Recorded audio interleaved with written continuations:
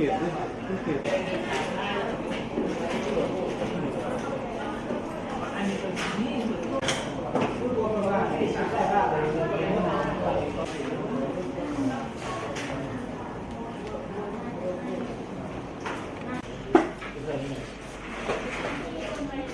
ยังไงสาเหตุหลักๆที่จะเกิดไฟดับก็คือเกิดจากต้นไม้นะครับสาเหตุไฟดับนะครับเกี่ยวกับต้นไม้ที่เกิดในพื้นที่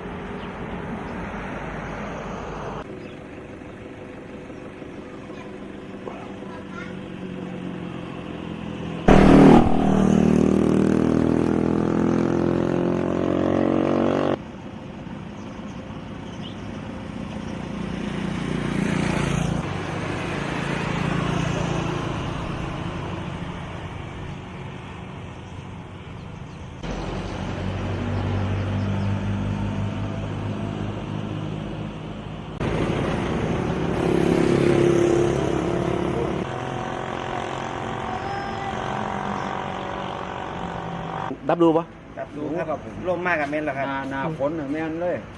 ฟ้าเหลี่ยมสีกับ ว่าแต่ฟ้าฝนตกฟ้าเหลื่อมนิดนึงก็ดับแล้ว ดับบ่อยนะ ครับรับบ่อยครับผมรับบ่อยหน้าแรงว่าเท่าไหร่ครับหน้าฝนครับหน้าฝนหน้าแรงบ่ค่อยดับเพราะมันบ่ค่อยมีพายุบ่ค่อยมีลมครับเพราะว่าหน้านี่มันต้นไม้มันเส้นนี้บ่มันผ่านต้นไม้มาหลายบ่ครับได้ยินว่าทางมาแต่ทางมันหนองบัวบ่หรือจังได๋ การไฟฟ้าส่วนภูมิภาคนะครับ ก็ฝากประชาสัมพันธ์ซึ่งในฤดูแล้งที่จะถึงนี้นะครับ ซึ่งอาจจะเกิดพายุฤดูร้อนเข้าในพื้นที่ ก็จะทำให้เกิดสาเหตุไฟฟ้าขัดข้องนะครับ ไฟดับจากสาเหตุต่างๆนะครับ ซึ่งสาเหตุจากไฟฟ้าดับก็จะมีจากอุปกรณ์ที่ติดตั้งในระบบจำหน่ายอันที่2เกิดจากพวกสัตว์ เช่นนก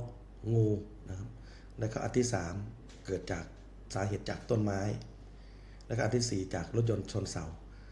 เกิดจากพายุฤดูร้อนนี้ก็จะสาเหตุหลักๆที่ทำให้ฟ้าดับก็คือสาเหตุจากต้นไม้การไฟฟ้าส่วนภูมิภาคก็ฝากประชาสัมพันธ์ไปยังประชาชนผู้ใช้ไฟฟ้านะครับเกี่ยวกับต้นไม้ที่อยู่ใกล้กับระบบจำหน่าย ซึ่งต้นไม้ที่ทำให้เป็นสาเหตุให้ไฟดับก็คือพวกพืชเศรษฐกิจไม้เศรษฐกิจเช่นไม้ยูคาลิปตัสต้นยางพารานะครับซึ่งส่วนนี้เช่นต้นยูคาลิปตัสเมื่อเกิดพายุหรือมีลมแรงก็จะทำให้ต้นยูคาลิปตัสโน้มข้ามถนนหรือโน้มไปใกล้กับระบบจำหน่ายทำให้เกิดกระแสไฟฟ้าขัดข้องหรือทำให้ไฟฟ้าดับส่วนอีกพืชอีกชนิดหนึ่งก็คือยางพาราซึ่งส่วนมากเป็นพืชเศรษฐกิจหลักซึ่งเจ้าของต้นไม้ก็ไม่อยากให้การไฟฟ้าตัดเนื่องจากว่าจะทำให้ปริมาณน้ำยางที่จะได้หรือผลผลิตที่จะได้เนี่ยลดน้อยลงนะครับซึ่งสายไฟที่ผ่านตามสวนยางพาราและก็ต้นไม้ยางพาราก็อยู่ใกล้กับระบบจำหน่ายก็จะทำให้เกิดการช็อตหรือเป็นสาเหตุให้ไฟดับอันนี้การไฟฟ้าส่วนภูมิภาคจึงนำเรียนมายังประชาชนให้ช่วยกัน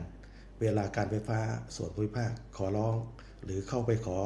ความช่วยเหลือในการตัดต้นไม้ก็โปรดให้ความอนุเคราะห์ให้กับการไฟฟ้าส่วนภูมิภาคด้วย